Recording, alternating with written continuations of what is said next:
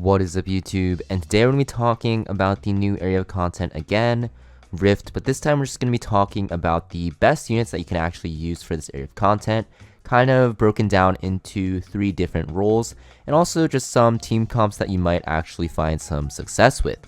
So basically Rift, it is going to be for this season only for fire units, and the name of the game is pretty simple. You want a frontline unit that can ideally heal your team, and you also want a lot of debuffs, such as bleeds, and then you want defense breaks, and you also want a main damage dealing unit that does a ton of damage. So basically for the frontline slot, you're only going to really have a couple of units you can choose from. Now, I know when you're looking at this tier list here, you're seeing only 3 units. You can technically put Ravi in the front. You can also put a unit like Charlotte in the front, but most commonly, you're going to see one of these 3 Soul Weavers, except maybe Acades. I think Acades only is going to be used for the first completion of Rift to actually unlock the first Rift controller, but after that you're mostly going to see only Mascot Hazel or Tamarin. So Mascot Hazel will be your best choice for the frontline slot because she can actually give your team a greater attack buff because you're running all fire units. She will boost the effectiveness of your team. Your units will need 105% total effectiveness to land their debuffs because Rift has 120% effect resist, and also she just heals way more than Tamarin does.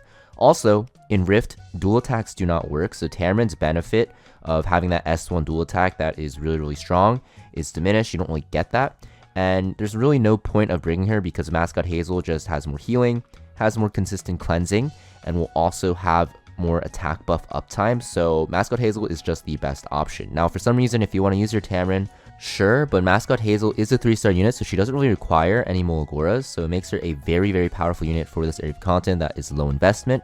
And also because you can use her in Earth Expedition, you can also use her in Golem, and just any fire team, all fire team that you use, she's very powerful there, probably the best in slot Soul Weaver for all fire teams. And for me personally, I like to use her, or I did use her for my Zeo free to play team. If you guys want to see my guide on that, make sure you guys check that out. Now, the second role is going to be your main DPS. Now, this role doesn't really require too many debuffs, although you do want to stack a lot of debuffs on the boss. Your main DPS role will just focus on doing a ton of damage, and you can have your other 2 slots be focused on those debuffs. And Kayn is going to be the best unit there. He has so much scaling with debuffs on his S3, making him very powerful, and his damage output is just the highest out of every unit. Afterwards, following that, there's a lot of options you can go through. I'd say pretty much all of these are viable choices.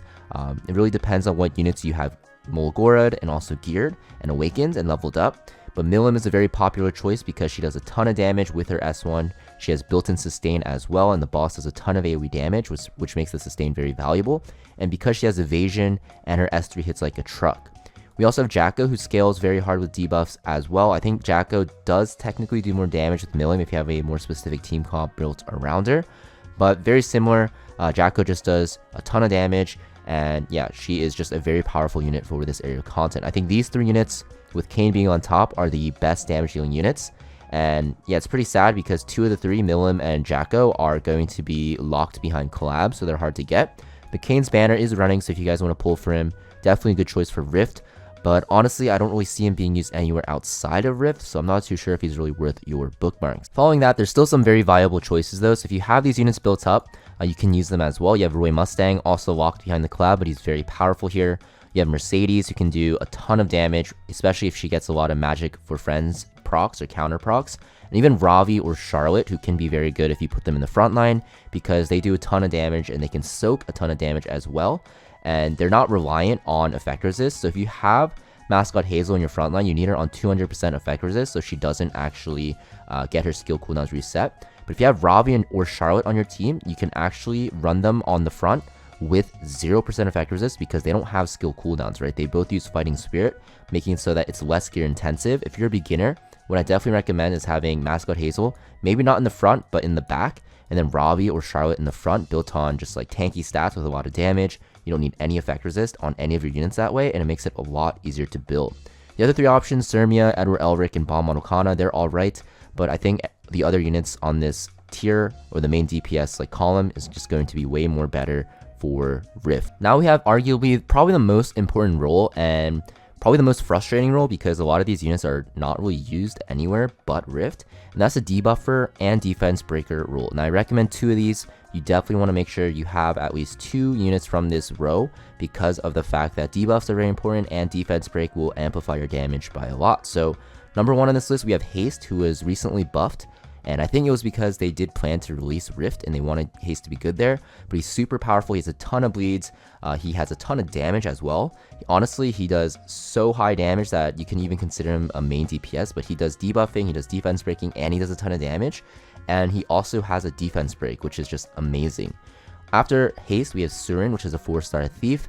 She was not used anywhere before Rift came out, but she's very good because she stacks a ton of bleeds very quickly, and she also has decreased attack on her S2, making it so that you don't have to take that decreased attack Rift controller, and you can actually opt in for the damage one instead, 15% damage, which is a huge boost to your damage. Same with Cirilla, she has a defense break and attack down, so she's very good as well. Honestly, any of these 3 units, you definitely want to make sure you have at least 1 of them, and if possible, if you have 2 of them, paired with like Kayn or like Jacko or Milim, your runs will be very, very good. So you definitely want to make sure you have at least 2 of these units for Rift. But yeah, the weird thing is they're only used in Rift. The top 3 units that are going to be used for debuffing and defense breaking, they're only used for Rift, right? So it's pretty annoying because you can only Grace of Growth 1 of them.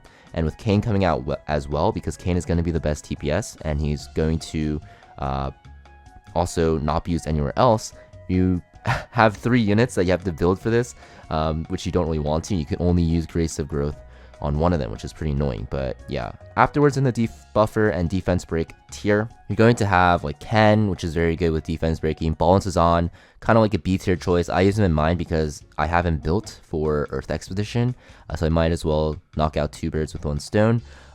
And Elfelt. Elfelt's also very good here because she has defense breaks and she does pretty decent damage as well. Anything below that I don't really recommend, so damage sharing doesn't work, so Aureus is useless. Also dual attacks don't work like I mentioned, so Adventure Ross is pretty useless here, but he is still usable technically if you don't want to build any other units. Tenebria's debuffs don't really stick on the boss, and her damage is not that high. Cecilia's okay with her defense breaks, but you might as well bring a damage dealer that can defense break like Cirilla or Haste. And Researcher Carrot, she's okay with her burns, but yeah, her damage is not that great either because she can't crit, right? So a lot of options here.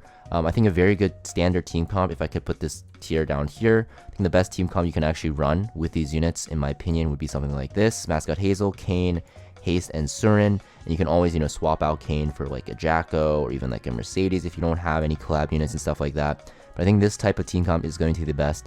And yeah, it just sucks you have to build these units. If you want to look for a more friendly option or friendly team comp, which doesn't really require to build useless units, like units useless outside of Rift, something like this with Mercedes as your main DPS, and then maybe like Balance is on, and then for your last slot you can Grace of Growth another unit here like Haste if you have him, or even something like Cirilla, or even something like Surin, right? So yeah, I think this option where you're running Mascot Hazel, Mercedes, defense breaker that you have built, such as like Balance is on, and then Grace of Growthing the last slot, would be probably your best free-to-play option because you don't want to invest too much in useless units. But it's really up to you, and like I said, and I'll put it on screen again, this is going to be probably your best team comp right here with these units. But yeah, let me know what you guys think about this list and what other units you guys use. I know there's other units you can actually use in Rift. It's just that, they're not as commonly used, so I'm not going to put them on the list here and try to tell you to build units that aren't going to be that great. But if you have success with other specific team comps or unique team comps, let me know in the comments down below, and I'll see you guys next video.